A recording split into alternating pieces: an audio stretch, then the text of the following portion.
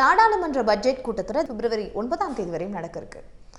இந்த வருடத்தினுடைய முதல் பட்ஜெட் கூட்டத்தொடர் அப்படின்ற போது முதல் கூட்டத்தொடரில் எப்பயுமே குடியரசுத் தலைவருடைய உரையோட தான் தொடங்கும். அதே மாதிரி குடியரசுத் தலைவர் இன்னைக்கு அவங்களுடைய இல்லத்தில் இருந்து கிளம்பி நம்மளுடைய நாடாளுமன்ற வளாகம் புதிய நாடாளுமன்றத்திற்கு வந்து அவங்களுடைய உரையையும் துவக்கி வச்சிருக்காங்க. அதில் நிறைய விஷயங்களையும் சொல்லியிருந்தாங்க. குறிப்பாக இந்த பட்ஜெட் மேலே எல்லாருடைய எதிர்பார்ப்பு அதிகமாக இருக்கிறதுக்கு காரணம் மக்களவை தேர்தல். 2024ஆம் ஆண்டுக்கான மக்களவை தேர்தல் ரொம்ப நெருங்கி வரக்கூடிய சூழலில் இடைக்கால பட்ஜெட்டாக இந்த அரசு தாக்கல் செய்யக்கூடிய இறுதி ஒரு பட்ஜெட்டாக இருக்கிறதுனால நிறைய புதிய அறிவிப்புகள் இருக்கும் அப்படின்றது ஒரு மக்களினுடைய சாமானிய மக்களினுடைய மிகப்பெரிய எதிர்பார்ப்பாக இருக்குது. அதுக்கான ஒரு பதிலாகவும் இன்னைக்கு நிறைய விஷயங்களை குடியரசுத் தலைவருடைய உரையிலேயே நம்ம கேட்டிருப்போம். நாளைக்கு 2024-25ஆம் ஆண்டுக்கான இடைக்கால பட்ஜெட் சொல்லப்படுற, அதாவது இன்டரிம் பட்ஜெட் அப்படின்னு சொல்லுவாங்க. அதை நம்மளுடைய மத்திய நிதி அமைச்சர் பினான்ஸ் மினிஸ்டர் நிர்மலா சீதாராமன் தாக்கல் செய்ய இருக்காங்க. குறிப்பா இந்த கூட்டத்தொடரில் சில விஷயங்கள் விவாதிக்கப்பட இருக்கு. விலைவாசி உயர்வு, ராமர் கோயில் திறப்பு விழா, ஒரே நாடு ஒரே தேர்தல், ரொம்ப முக்கியமான ஒரு விஷயம். குளிர்கால கூட்டத்தொடரில் கூட ஒரு 140 எம்பிக்களை வந்து இடைநீக்கம் செஞ்சிருந்தாங்க. அந்த விவகாரம், அது மட்டும் இல்லாமல் அமலாக்கத்துறையினர் மீது இருக்கக்கூடிய புகார்கள், இது குறித்தெல்லாம் எதிர்க்கட்சி எம்பிக்கள் அமளியில் ஈடுபடுறதுக்கும் அது மட்டும் இல்லாமல் விவாதம் செய்வதற்கும் ரொம்ப தயாராக இருக்காங்க அப்படின்ற ஒரு தகவலும் நமக்கு கிடைச்சிருக்கு. இதுல ரொம்ப முக்கியமா நம்ம பார்க்க வேண்டியது என்னன்னா, டிசம்பர் 13ஆம் தேதி நாடாளுமன்றத்தில் 2 பேர் அந்த பாதுகாப்பை மீறி செக்யூரிட்டி பிரீச் பண்ணி உள்ள வந்து அந்த வண்ண புகைக்குண்டுகளை வீசி ஒரு பெரிய பரபரப்பை ஏற்படுத்தினாங்க. நாடு முழுவதும் ஒரு பெரிய அதிர்ச்சியாகவே இருந்தது. இந்த சம்பவத்தின் காரணமாக எதிர்க்கட்சி எம்பிக்கள் இந்த பாதுகாப்பு மீறல் நடந்திருக்கு, அதுக்கு பதில் கூறணும் அப்படின்னு சொல்லி அமளியில் ஈடுபட்டதில் கிட்டத்தட்ட 140க்கும் மேற்பட்ட எம்பிக்கள் இடைநீக்கம் செய்யப்பட்டது நம்மளுக்கு தெரியும். இந்த விஷயத்துல தான் இந்த முறை வந்து பாதுகாப்பு அமைச்சர் வந்து மத்திய உள்துறை அமைச்சரும் இதற்கு சரியான ஒரு விளக்கத்தை கொடுக்கணும் அப்படின்றத எதிர்க்கட்சி எம்பிக்கள் ஒரு மிகப்பெரிய வலிமையான ஒரு கருத்தாகவும் அவங்களுடைய தரப்பு நியாயமாகவும் எடுத்து வைக்கிறதுக்கான வாய்ப்புகள் இந்த பட்ஜெட் கூட்டத்தொடர் விவாதத்தில் இருக்கும் அப்படின்ற ஒரு எதிர்பார்ப்பும் இருக்குது. இந்த நிலையில தான் இப்படி இடைநீக்கம் செய்யப்பட்ட அந்த எம்பிக்கள் இருக்காங்க இல்லையா, அவங்க எல்லாரையும் இடைநீக்கம் செஞ்சதை ரத்து செஞ்சு விவகாரத்துறை அமைச்சராக இருக்கக்கூடிய பிரகலாத் ஜோஷி ஜனவரி 30ஆம் தேதியான நேற்று ஒரு அறிவிப்பையும் வெளியிட்டார்.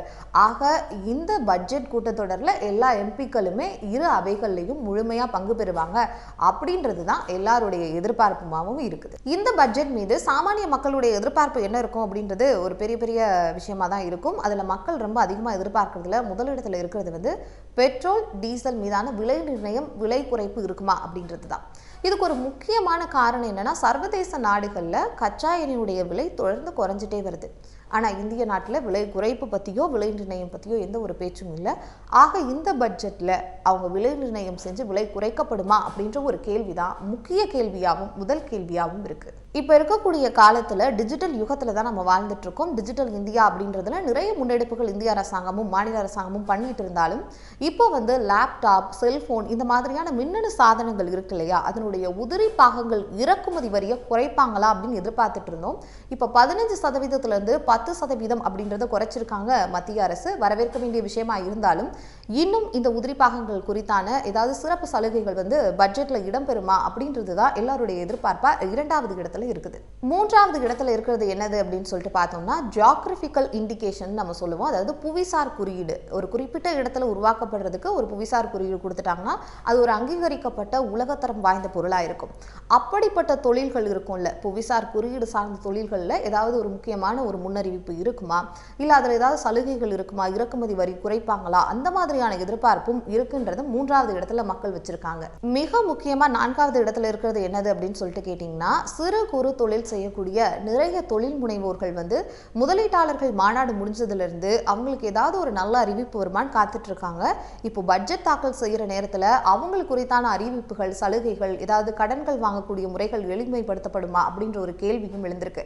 இதற்கு ஒரு முக்கியமான காரணம் என்னன்னா, ஆண்டாண்டு காலமா பிரைமரி செக்டார்னு சொல்லக்கூடிய அக்ரிகல்ச்சர்ல நிறைய இன்வெஸ்ட்மெண்ட் பண்ணி நிறைய இது பார்த்துட்டாலும் இப்போ கொஞ்சம் கொஞ்சமா மேனுஃபேக்சரிங் செக்டாரையே சர்பாஸ் பண்ணி நம்ம வந்து டெரிஷரி செக்டாராக இருக்கக்கூடிய சர்வீஸ் செக்டாரில் நிறைய இன்வெஸ்ட்மெண்ட் இருக்குது.